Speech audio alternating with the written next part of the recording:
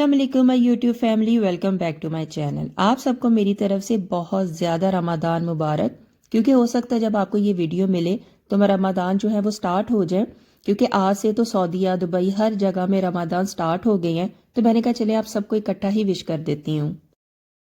रमज़ान की जो ग्रॉसरी है फाइनली मैंने कर ली, और कुछ चीज़ें मैंने आपको पहले भी दिखाई थी कि मैं लेके आई हुई हूँ, तो कुछ जो रह गई थी वो लेके आई हूँ। क्योंकि ग्रॉसरी आप जितनी भी कर लो ना, कभी भी कंप्लीट नहीं होती है।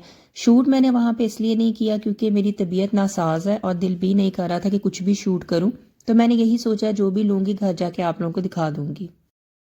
इस टाइम तो मेरी जितनी भी किचन की नीड्स थी ना वो सारी मैंने पूरी कर ली, बल्कि एक्स्ट्रा ही पूरी कर ली है, ताकि बार बार ना रोज़ा रख के बाहर ना जाना पड़े, ग्रॉसरी ना करनी पड़े। और जितनी भी जो वेजिटेबल्स हैं वो भी ले आई, लेकिन आपको पता है वेजिटेबल्स तो ऐसी चीज़ें हैं कि ये बार बार लानी होती हैं।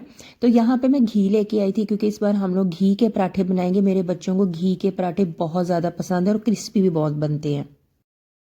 ग्रॉसरी के साथ साथ कुछ चीज़ें मैंने ये भी ली, जिस तरह ये बाउल है, इसमें मुझे बड़ा शौक था कि मैं रमज़ान में ना मैरिनेशन करूँ, पकौड़ों का मसाला बनाऊँ और भी जो चीज़ें ना इसके अंदर बनाऊँ। तो मैंने ये तो ज़रूर लेना था, और मैं स्पेशल अपने हस्बैंड को लेके गई थी कि सबसे पहले आपने मुझे ये ज़रूर लेके देना है। उसके बाद ये देखिए बॉक्सेस हैं, ठीक है। ये जो बाउल सेट है ना ये अब के नहीं है, महीना 2 महीने हो चुके हैं। और जिस तरह से ये फ्रूट बास्केट होगी, एग बास्केट होगी, तो इस बार रमज़ान में इंशाल्लाह सब कुछ न्यू ओपन करना है, हर चीज़ न्यू चीज़ों में ही डालनी है। तो ये चीज़ें मैंने तब के लिए संभाल के रखी हुई थी कि नहीं रमज़ान आएगा तो रमज़ान में सब कुछ ना मैं न्यू ओपन करूँगी। किचन की जो कुछ आइटम्स है अभी आपको पता है मैंने दराज से भी मंगवाई है। अगर आपने अभी वीडियो नहीं ना देखी तो इस वीडियो के बाद आपने वो जाके ज़रूर देखनी है कि किचन की कौन सी आइटम्स मैंने दराज से मंगवाई हैं। उनका लिंक, हर चीज़ आपको प्राइसेस वहाँ पे मेंशन कर दूंगी, वहाँ से जाके देख लीजिएगा। बास्केट को मैंने वॉश करके ना इसके अंदर एग रख दिए और इसको फ्रिज के टॉप पे रख दिया, क्योंकि अभी जो एग्स है ना मैं फ्रिज में नहीं रख रही, तो बस मैं यहाँ पे इनको रख देती हूँ। रमज़ान का एक ही महीना होता है जिसमें मैंने बनास्पति घी के जो है ना पराठे बनाने होते हैं। बाकी 11 महीने या तो देसी घी होता है या ऑयल होता है। तो बच्चे बहुत शौक से खाते हैं, उन्होंने भी सहरी करनी होती है, तो मुझे ये होता है कि जो बच्चे शौक से खाए ना, और इससे पराठे ना बहुत क्रिस्पी बनते हैं। अच्छा, यहाँ पे मैं आपको एक टिप दूंगी। जिस तरह से एंड रह जाता है ना घी का, तो हम कितना प्रेस करते हैं उससे हमारे जो हाथ हैं वो भी मैस हो जाते हैं, और कितना पैकेट के अंदर ऑयल, घी कुछ भी आप डाल रहे हो वो रह जाता है। तो इसके बाद ना मैं आपको एक टिप बताऊंगी कि ऑयल आप लोग किसी में शिफ्ट कर रहे हो या घी किसी में शिफ्ट कर रहे हो, तो आपने एंड पे जाके क्या करना है।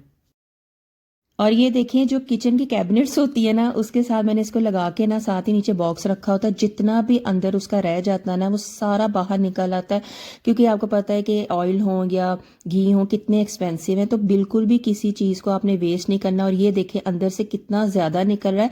ये बहुत ही ईजी मेथड है, तो आप लोग भी इस तरह से करेंगे ना तो आपके पैकेट में कोई ऑयल या घी कुछ भी वेस्ट नहीं होगा। आज मैं पैकेट लेके आई थी मैच बॉक्स का, तो सामने प्रिंगल्स का भी बॉक्स पड़ा था, बच्चों ने खा लिया था, खाली था, तो इसको फेंकना तो मैंने बिल्कुल भी नहीं था, क्योंकि बहुत अच्छा सा बॉक्स बना हुआ और हैवी भी है। तो मैंने कहा चलिए मैच बॉक्स जो है ना उससे इसको फिल कर देती हूँ। एक तो एक साइड पे रहेंगी, और मैच बॉक्स जो है आपको पता इधर उधर हो जाती है, कोई ख़राब हो जाती है, कभी गीली हो जाती है, तो इस तरह से ये बिल्कुल बची रहेंगी। काली मिर्च का पाउडर जो था उसको मैंने फिल कर दिया। ज़ीरे का बॉक्स खाली था, उसको मैंने कहा फिल कर देती हूँ। थोड़ा थोड़ा करके ना सारी चीज़ों को संभाल रही थी। इस तरह की एक बास्केट सी बनाई हुई है, जिसमें अभी चीज़ें जो बिल्कुल न्यू होती हैं ना इनके भी ज़रूरत नीचे नहीं होती है, या बॉक्सेस इनके फिल होते हैं, तो इस तरह से मैं रख देती हूँ। और ग्रॉसरी करने से पहले एक दफ़ा चेक कर लेती हूँ कि कौन सी चीज़ है कौन सी नहीं है, या अभी कौन सी न्यू पड़ी हुई है। तो इजीली आपके कैबिनेट्स में आ जाती है और हर चीज़ ना एक जगह पे फिक्स हो जाती है। मैं फलक के फ्राइज़ मसाला लेके आई थी, मेरा बड़ा दिल कर रहा था इसको ट्राई करूँ, फ्राइज़ के ऊपर डाल के इंशाल्लाह रमज़ान में स्टार्ट करूँगी। बस यहाँ पे भी जो बॉक्सेस फिल करने वाले थे वो फिल कर रही थी, और अहमद कह रहा था मम्मा मैंने शुगर जो है ना इसको मैंने शिफ्ट करना है बॉक्स के अंदर। तो मैंने कहा चलें आप कर लो, क्योंकि मैंने एक हैंड से कैमरा पकड़ा हुआ था, दूसरा मेरा बिल्कुल काम नहीं करता, उस पर बनौला लगा हुआ है। तो ये बस यहाँ पे अहमद जो है ना वो शुगर डाल रहा है। अब हो गया नेक्स्ट डे, और नेक्स्ट डे नाश्ता नुश्ता करने के बाद सबसे पहले मैंने ना ये हुड साफ़ करवानी थी, क्योंकि बहुत ज़्यादा ख़राब हुई हुई थी। और आपको पता है कि अब रमज़ान में भी सारा ऑयलिंग का काम होगा, पराठे बनेंगे, चीज़ें फ्राई होंगी, तो इसको साफ़ सुथरा पहले करना बहुत ज़रूरी है। तो मैं अपने हस्बैंड को कहा था कि आप प्लीज़ इसको मुझे निकाल के दे दें, और मेड को कहा था कि इसको गर्म पानी से ना आपने अच्छे से धोना है।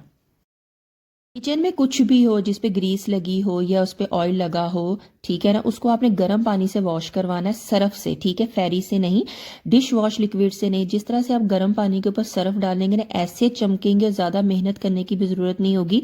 ग्रीस हो, ऑयल हो, जितना भी पुराना हो, सब अच्छे से साफ हो जाएगा। मेरे पास ना काफ़ी देर से ये पिक्चर्स वगैरह पड़ी हुई थी और मेरा काफ़ी दिल करता था कि इनको मैं कहीं लगाऊं, और मेरे पास फ्रेम्स भी नहीं थे और ना टाइम इतना लग रहा था कि जाऊं फ्रेम लेके आऊं। लेकिन मेरे जो है ना ड्राइंग रूम में एक ऐसी जगह निकल आई है जहाँ पे इनको मैं इजीली फिक्स कर सकती हूँ, और वहाँ पे ये बहुत ज़्यादा अच्छी लग रही हैं। मेरे टीवी ट्रॉली में ना एक स्लाइड बनी हुई है जिसके ऊपर ग्लास लगा हुआ है। वहां पे मैंने यहाँ डेकोरेशन पीस रखे होते थे या मैंने सिनरियाँ रखी होती थी, तो एकदम माइंड में आया कि यहाँ पे अच्छे से फिक्स भी हो जाएंगी और फ्रेम की भी ज़रूरत नहीं पड़ेगी। तो 5 तस्वीरें थी, पांचों ही पूरी आ गई हैं वहाँ पे, जो बहुत ज़्यादा अच्छी लग रही थी। टीवी ट्रॉली को भी मैंने अच्छे से सारा साफ सुथरा कर दिया था। और ये है मेरा फैमिली कप, जहाँ पे मैं हूँ, अहमद है, आमना है और उस्मान है। टीवी ट्रॉली की तो सारी डीप क्लीनिंग हुई है, और आपको पता है जो मैं डीआईवाई लिक्विड बनाती हूँ वो जहाँ पे भी यूज़ होता है ना, सारी चीज़ें शीशे की तरह चमकती हैं, और ये बिल्कुल अच्छे से साफ़ सुथरा हो चुका था। उसके बाद आई थी मैं बच्चों के रूम में, ठीक है, मुझे बच्चों के रूम में ना कर्टन चेंज करने थे। ये जो कर्टन है ना मेरे पास काफ़ी देर से पड़े हुए थे, मेरा दिल कर रहा था कि इनको मैं चेंज करके ना ये वाले लगा देती हूँ, क्योंकि वो काफ़ी अपना पुराने हो गए थे, बोर हो गई थी उनसे।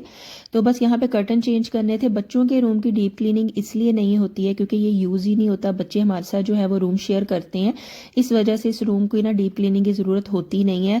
रोज़ ही यहाँ की सफाई ज़रूर हो जाती है, लेकिन यूज़ ही नहीं होता, तो इसलिए इसकी डीप क्लीनिंग की ज़रूरत ही नहीं पड़ी। फ्रिज जो है ना पूरे रमज़ान में हमारा बहुत साथ देता है, सबसे ज़्यादा चीज़ें भी इसके अंदर रमज़ान में ही रखी जाती हैं। तो इसकी डीप क्लीनिंग में मैं बिल्कुल भी कॉम्प्रोमाइज़ नहीं करती हूँ, खुद अच्छे से साफ़ करती हूँ, आंटी की हेल्प लेती हूँ, लेकिन साफ़ मैंने खुद अच्छे से करना होता है। तो इसकी डीप क्लीनिंग करना बहुत ज़्यादा ज़रूरी है। उसके बाद आगे थे यहाँ पे, क्योंकि अब कारपेट उठा के बाहर इसको रखना था, इसको मैंने वॉश करवाना है, और सारे सोफ़े वगैरह आगे करके इनके कवर्स को अच्छे से वॉश करना है, ताकि पूरा महीना ना हमें इन चीज़ों की टेंशन ना हो। आजकल तो ना हर घर में यही है, डीप क्लीनिंग हो रही है, ठीक है, चीज़ें चेंज हो रही हैं, किचन की डीप क्लीनिंग हो रही है, न्यू क्रॉकरी आ रही है, रमज़ान की चीज़ें आ रही हैं। हर घर में इस टाइम रौनक लगी हुई है। अल्लाह ताला सबकी रौनकों को ऐसे ही बरकरार रखे।